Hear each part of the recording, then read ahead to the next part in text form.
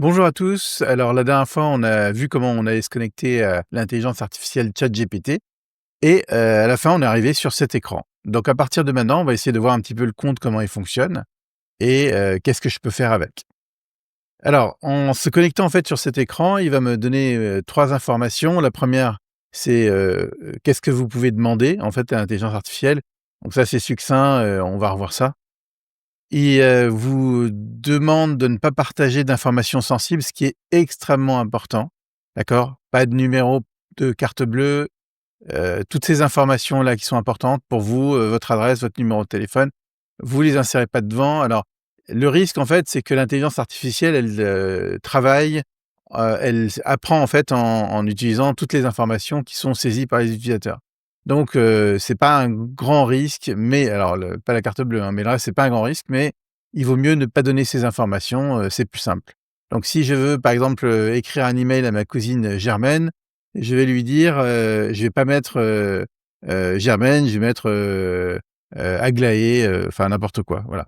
Donc après, j'aurai juste à corriger le texte une fois que j'aurai, copié mon email.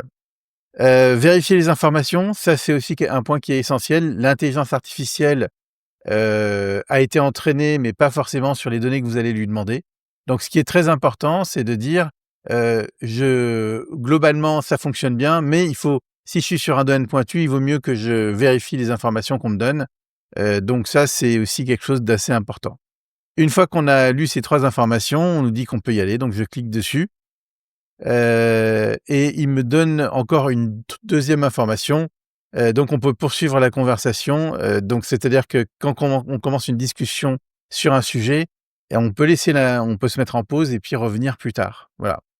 Et il nous parle d'un assistant plus personnalisé, bon avec un historique, ça on y reviendra et vous avez la main, sur la fonction mémoire et cetera.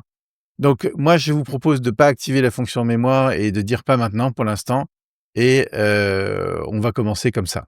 Merci Laurent, et la suite sur l'épisode 3, je fais mon premier prompt. Si vous voulez voir plus de contenu ultra simple sur l'IA, cliquez sur s'abonner et vous pouvez mettre un petit commentaire pour nous dire ce que vous pensez de la chaîne, ça nous aide à nous améliorer.